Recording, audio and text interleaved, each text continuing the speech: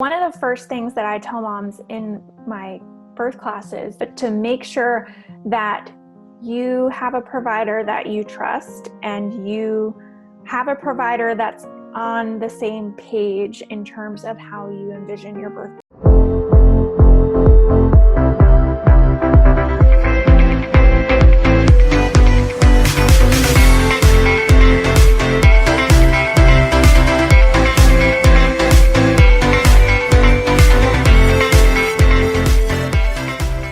Hi everyone, thank you for joining me today. My name is Krista, and we are here again with Liesel Teen, who is a labor and delivery nurse. It's actually her fourth time back on this show, because you see we love her here. Oh yeah, she's one of our favorites to have on this show. So today we're going to talk all about common questions all about birth. So welcome, Liesel, and thanks again for being here. Thank you so much for having me. I'm happy to come on always. And actually, Liesel will be joining me in a few weeks at the ILCA conference in Atlanta, Georgia. So that'll be kind of fun. I'm excited. Super excited. Well, for anyone that hasn't seen our previous interviews, can you just do like a brief intro to who you are? My name is Liesel. I am a labor and delivery nurse and mom from Raleigh, North Carolina, and I'm also Mommy Labor Nurse on Instagram. I do a lot of educational type posts and content on there. I do Q&As on Sundays. So yeah, that's kind of me in a nutshell. Let's kind of just jump into it. So this first one, I know I've heard people ask this a lot. This is, will I poop, or what do I do if I poop during labor? Yeah, it's funny because this one comes up a lot. I like to tell women that if you're during a vaginal delivery, if you're actually pooping while you're actually pushing effectively and you're pushing in the right spot, because pushing a baby out, really, you're using the same muscles that you do when you poop. It feels like you're just taking a really, really big poop when you push your baby out. So I tell people that, okay, just FYI, if you do poop during labor, it means you're pushing the right way, because sometimes people push kind of more in their face or in their stomach or in their arms. They're using different muscles. And if you're pushing and you're pooping a little bit, you're using the right muscles. So you're doing the right thing if you're pooping. And then I also tell people that statistics-wise, I don't think there have been any real evidence-based studies on how many women poop during labor, but just from experience, probably about 60 to 70% of people poop during labor. It's pretty common. It's usually only a little bit, so it's not like it's a whole lot all over the place. If you think about how a baby comes out vaginally, when you're pushing, there's this big baby head inside your vagina, and your vagina is right next to your rectum where all your poop is before you poop, right? So as your baby is coming down in your vagina, it's putting a lot of pressure on that rectum. That's why it feels like you have to poop, because baby's putting a lot of pressure on your rectum. So next question is, what if I tear, and how bad will I tear? Yeah, so tearing is also pretty common. Some people think that, I get this question a lot, that, oh, I tore with my first one, am I more likely to tear with my second or my third or my fourth because I did tear before? And that's actually not true. Your first birth is actually, you're at most high risk of having a tear if it's your first time, just because you've never had a baby before. And that's just, that increases your risk. I think the current statistic is like 80% of first-time moms will tear, to some degree. Now with tears, we do scale them on like a scale, like a degree scale. So there's first degree, second degree, third degree, fourth degree. Something like 92, 93% of women who tear are going to either tear for that first degree or that second degree. First degree is only kind of just like a skid mark. You kind of just go underneath the skin. A second degree is you're going a little bit deeper. A third degree is you're going even a little bit deeper, kind of into that muscle that surrounds your butthole. And then fourth degree is you're going all the way through. So there's actually a hole that happens. Mm-hmm. And so that sounds really, really scary. But again, 92, 93% of people who tear, all people, regardless if it's your first time or your second time or your third time, are going to be that first or second. So your likelihood of having those really severe tears are very, very low. Now they do happen, but you're more likely to have either a first or a second. Now, if you have an epidural, that's fine. We won't have to give you any extra medication. You'll already be very numb down there. And right after delivery, your provider will just stitch you right up, and it's no big deal.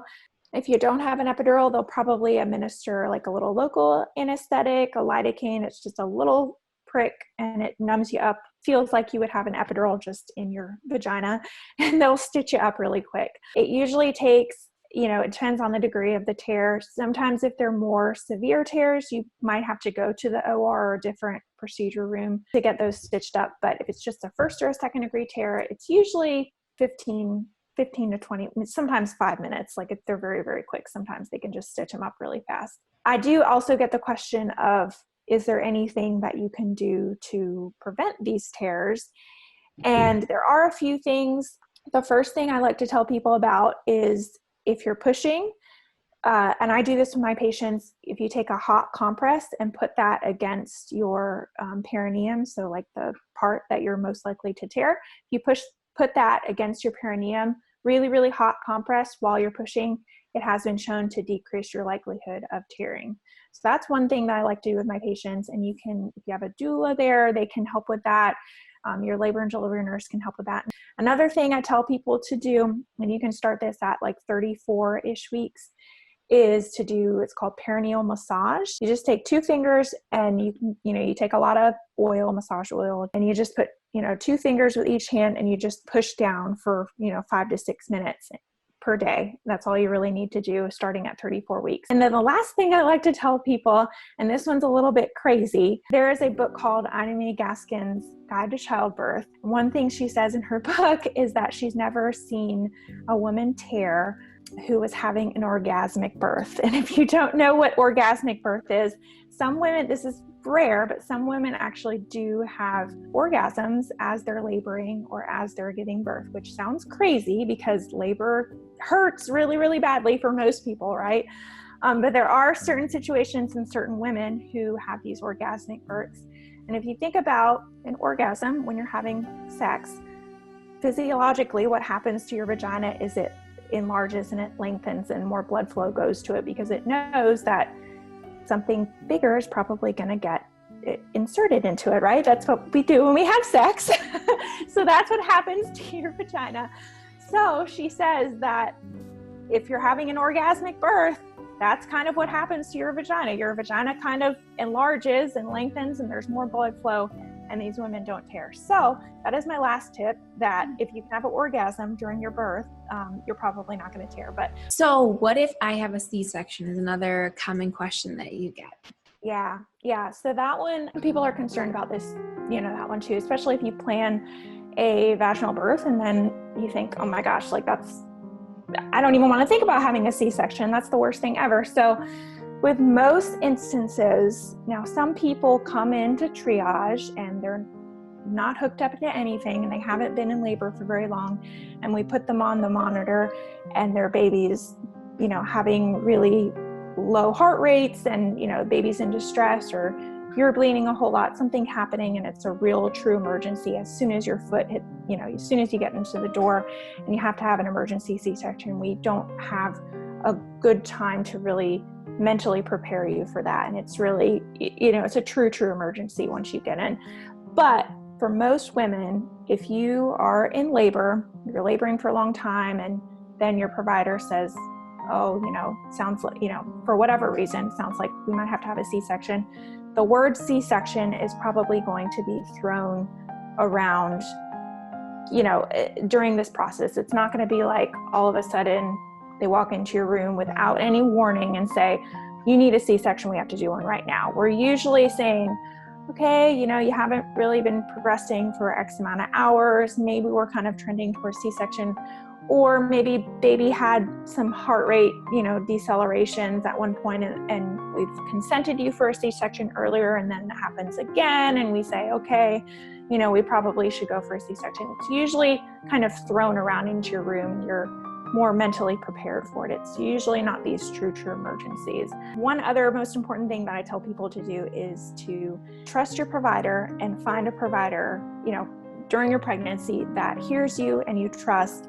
And if they say that you need a C-section, it's not hopefully going to be for convenience reasons. It's because you guys are on the same page and there's an emergency going on, or, you're not progressing for a really, really long time or something. So, find a good provider that you trust, and then trust them if in the event that you do need a C-section. And how bad does labor actually hurt?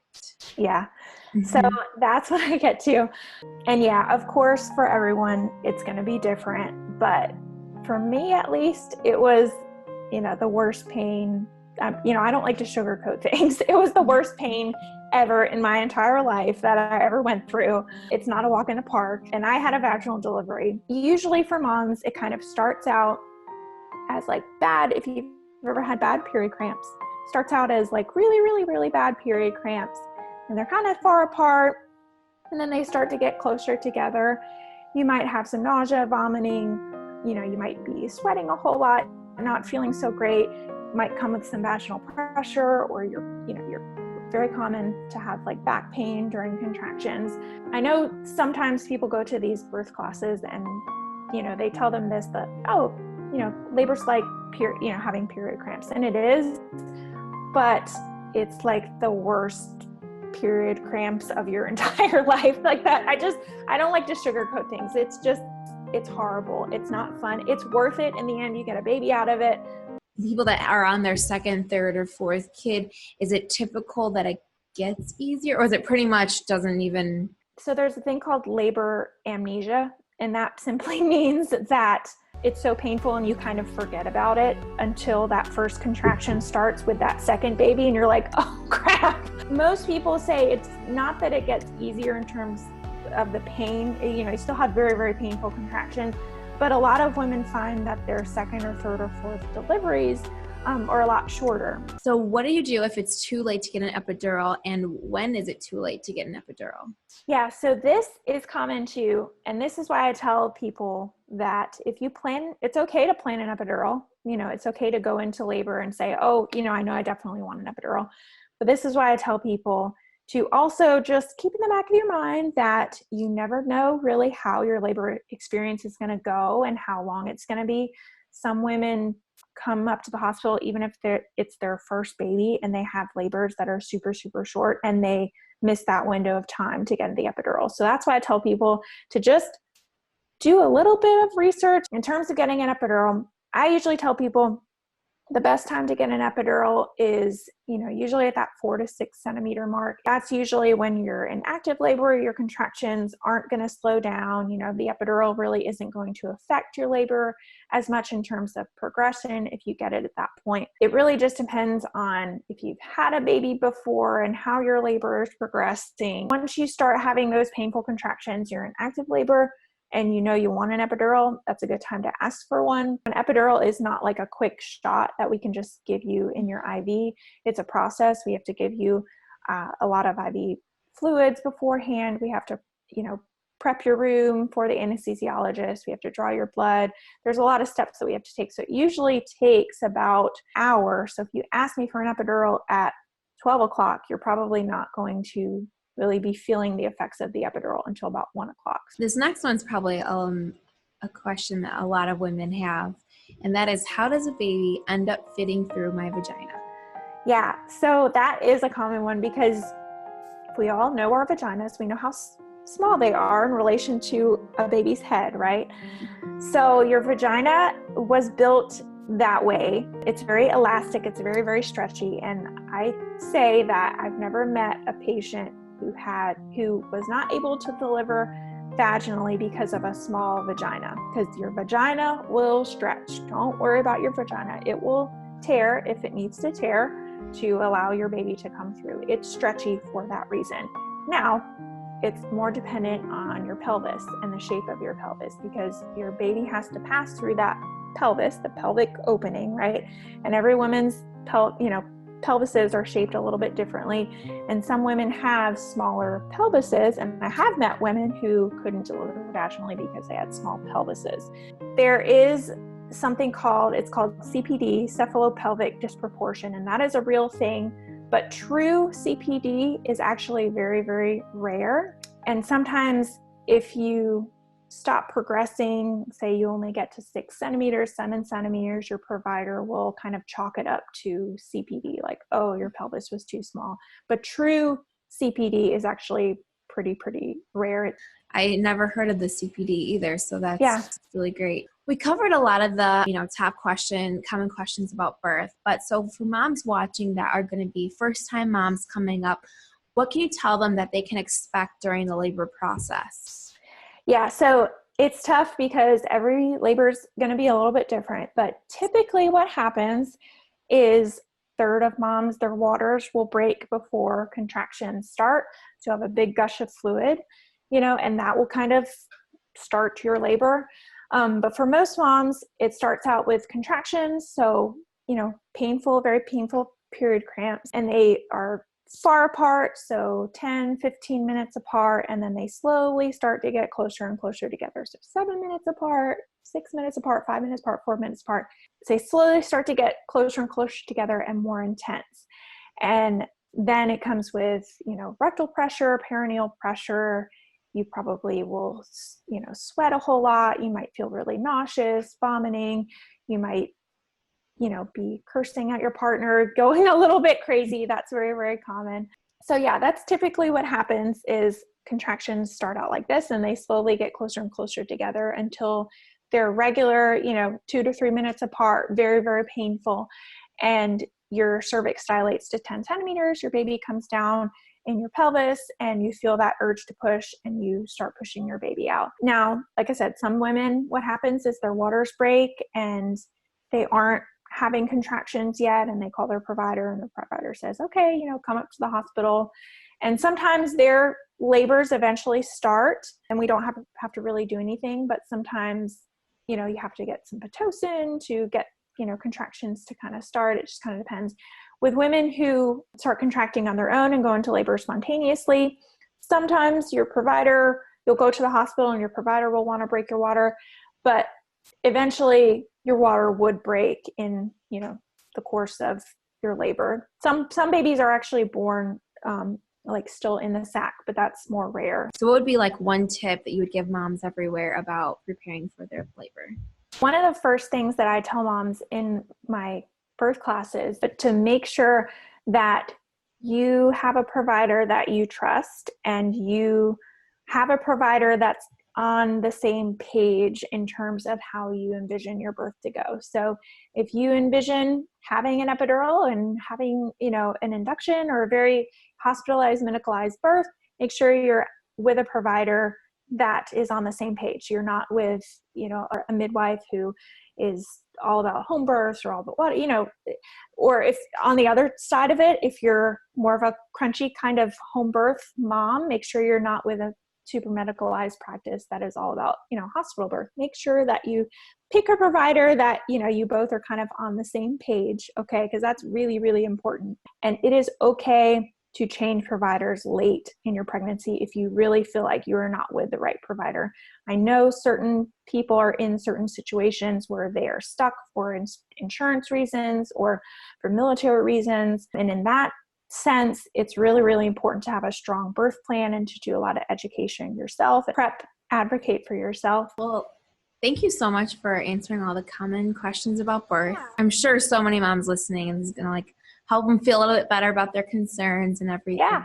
So can you tell everyone again where they can find you and see more of your awesome posts? Yeah. So I'm Mommy Labor Nurse on mommy.labornurse on Instagram. That's where I'm most active. Do Q&As on Sundays. So I'm pretty much on there every day in my stories and in my posts. And then my blog is just mommylabornurse.com. And I have blog posts on there, pregnancy, birth, breastfeeding, postpartum stuff. And then my birth courses are just mommylabornurse.teachable.com. And I have 2 right now, one for moms who are kind of trying to go a little bit more natural unmedicated, and then one for moms who are kind of looking to get, do a little bit more medicalized birth and get epidurals. Awesome. Yeah, and we do have Liesel's interview about her all-natural birthing course on our YouTube channel as well. Yay, thank you. check that out. Thank you everyone for watching. Again, I'm Krista from Mommy Knows Best. You can follow us at Mommy Knows Best on Instagram, Facebook, and YouTube. And please subscribe to our channel if you like more videos about Mom Talks with Krista.